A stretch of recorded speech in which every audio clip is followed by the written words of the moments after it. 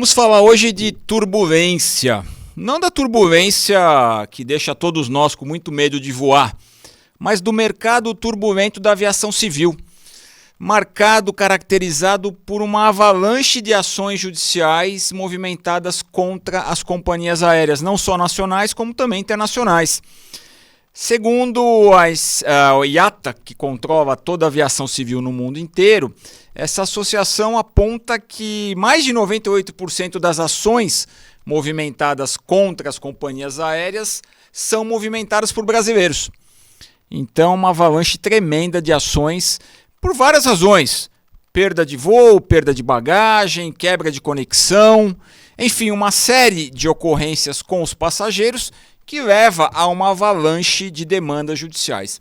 Quem acompanha a economia mundial verifica que as empresas aéreas no mundo inteiro passam grandes dificuldades, salvo aquelas consolidadas e com outras atividades ou com dinheiro muito forte de alguns investidores. A grande maioria tem problemas. O custo da aviação civil é muito caro.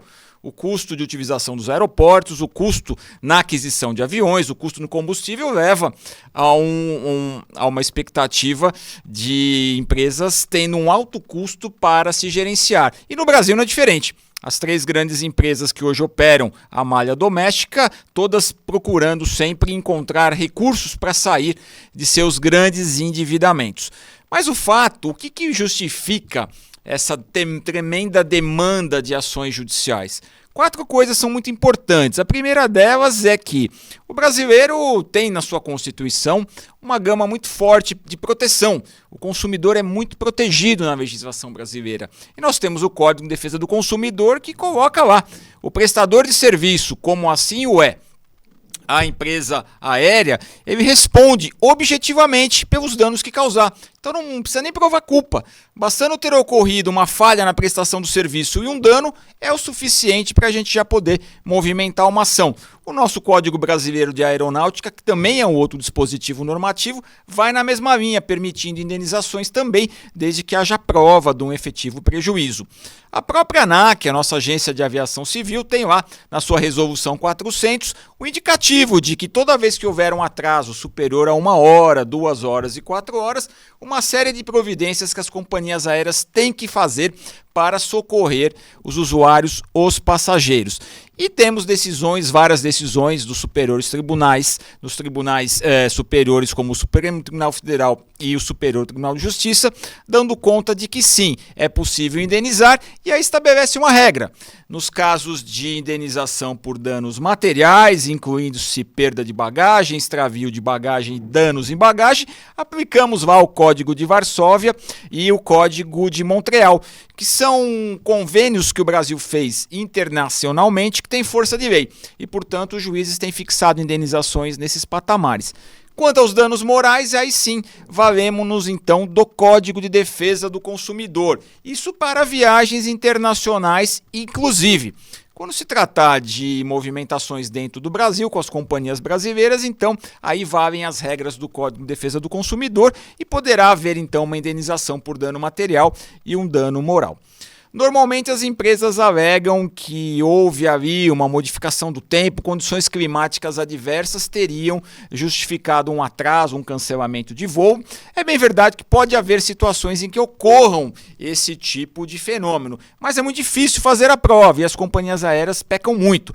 Então, diante das pisadas na bola que essas companhias causam aos consumidores, alavancam uma série de ações judiciais, especialmente porque nós temos os juizados especiais, nos quais nem advogado é preciso, dependendo do valor do prejuízo. Então nós temos aí um conjugado de fatores que leva a essa avalanche de ações, que são praticamente quase 98% das ações no mundo inteiro contra as companhias aéreas movimentadas por brasileiros.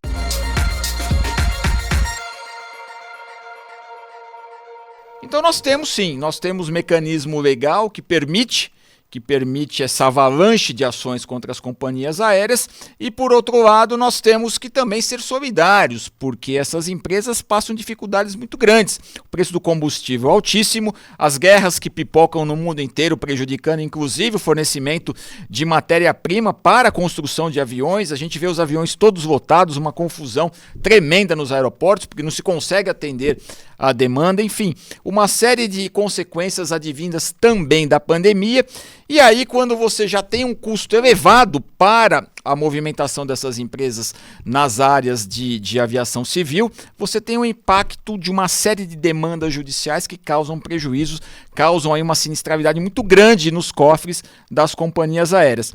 Talvez o brasileiro seja um pouco mais melindroso, um pouco mais melindrado, e em qualquer situação ali ele movimenta uma ação. Mas o fato é que existe muita coisa no dia a dia dos aeroportos. Existe, assim, talvez uma falta de preocupação das companhias em dar um tratamento mais adequado ao consumidor brasileiro. No Nordeste, por exemplo, a notícia de que as companhias aéreas boicotaram muitas vezes as linhas que ligam o Nordeste a outras regiões, porque é lá na região Norte e Nordeste onde tem uma concentração muito grande de ações judiciais contra as companhias aéreas.